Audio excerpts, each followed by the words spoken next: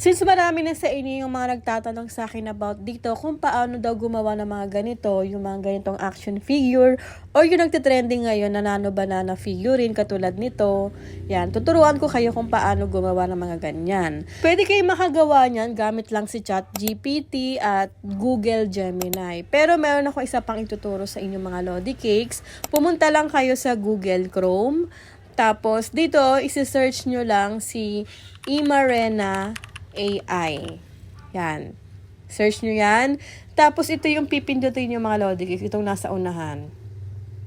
Tapos dito mga Lodi Cakes, wait nyo lang. Verifying you are human. This may take a few seconds. Nakalagay dyan. So wait nyo lang siya.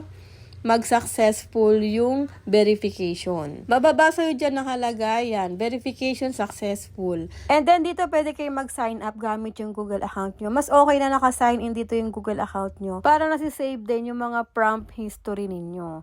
Pagka-sign mo ng Google account mo, may kita mo tong image na to, itong image icon, pipindutin mo lang yan. And then, pinutin mo naman tong add button. And then, pinutin mo tong photo library. And dito, mag-select ka na ng picture mo na gagawin mo ng action figure or ng nano banana figurine.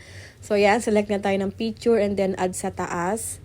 Tapos, mapupunta siya dito mga Lodi Cakes. And then, dito sa describe the image you want to generate, i-paste nyo lang dito yung prompt na ilalagay ko sa comment section. I-copy-paste nyo na lang. Tapos, pinutin mo tong arrow up para mag-generate na siya.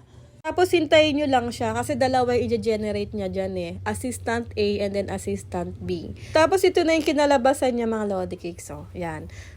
Meron dyang Assistant A, ito yung na-generate niya. Dyan sa prompt na yan. Tapos, ito yung Assistant B, ito yung na-generate. Mamili na lang kayo dyan kung ano yung gusto nyo. Pwede nyo pong i-long press sa mga naka-iPhone dyan. Ilo-long press nyo. Tapos, makikita nyo yung save in photos. I-save nyo na lang. Pwede rin naman mga Lodi Cakes na makikita nyo dito yung save icon sa taas. Ito, pipindutin nyo lang yan. Matik na yan, masasave na yan sa gallery nyo. Yan, mamili na lang kayo dyan kung anong mas okay sa inyo. Yung ginawa ni Assistant A or yung ginawa ni Assistant B. So, try pa ako ng isa. Gagawa ko naman ng figurine itong motor. Tapos mga Lodi Cakes nakalagay dito, please vote to continue. Kalaim may botohan pa pala dito, Charis. Kailangan mo lang bumote kung sino yung mas magandang ginawa, si Assistant A ba or si Assistant B. So, pakita ko lang sa inyo ulit. Ito yung ginawa ni Assistant A. Yan.